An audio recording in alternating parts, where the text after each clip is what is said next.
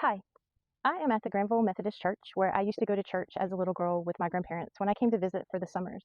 And I thought that this would be a particularly appropriate place to shoot this third video for the Song of Songs.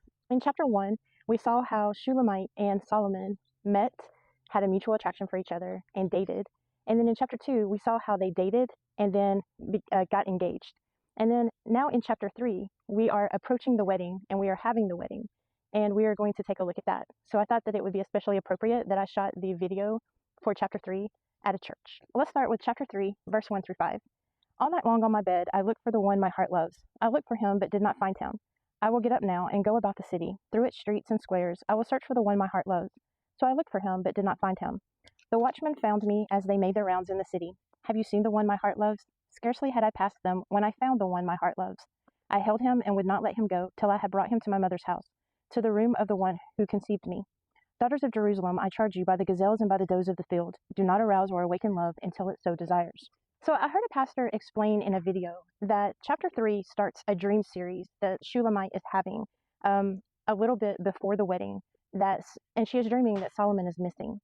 And the pastor explained that in those days, instead of the groom waiting for the bride to show up at the church like we do today, the bride would wait for the groom to show up. So Shulamite is in her parents' home, and she is waiting for Solomon to show up at her parents' house to take her to his house. So basically, it's his responsibility to come and get her and have the wedding and then take her away to his house. And so this is what's happening. She is at her parents' house. She's waiting for Solomon to show up for them to get married, to take her away with him. But she's having a bad dream. This is a dream sequence where he's missing and she can't find him, and she's roaming the city looking for him. And she finds the watchman and she's like, "Have you seen Solomon?" And finally she sees him and she finds him, and she's so happy that she hugs him, and she doesn't want to let him go. And in fact, she doesn't let him go in the dream. She takes him back into a bedroom, into her parents' home, and then she wakes up. And so this dream of panic, this nightmare of not being able to find Solomon right before the wedding, and then searching the city for him and just being in this panic state, and then all of a sudden finding him and hugging him and holding on to him and not wanting to let him go, turns into kind of an erotic dream. And then in verse 5, we have the exact same verse as we do in chapter 2 of verse 7, where it says, "Daughters of Jerusalem, I charge you by the gazelles and by the does of the field, do not arouse or awaken love until it so desires." So she's saying, hold on, the wedding is almost here. It's not time yet. It's not time for those passions to be awakened. It's not time for those intense desires to be awakened. It's not time for us to go that far yet. It's not time for us to have sex. We're not married. So I need to calm down. I need to chill. It's almost time, but it's not time. And so she doesn't have cold feet. In fact, she's panicking and thinking that maybe Solomon might be having cold feet. And she's having nightmares about this. This dream gives us the imagery that she has no doubts that she wants to be with Solomon, that she wants to marry him in the final days leading up to the wedding. In chapter 3, verse 7, Shulamite is relieved to see Solomon arriving for the wedding. And in verse 11, she says that King Solomon is wearing a crown. And it's a crown that his mother gave him, likely as a sign of her blessing, on the day of his wedding, the day his heart rejoiced. And so what I feel like this teaches us is, what does cold feet really mean to us? If you're getting cold feet, is that just nerves?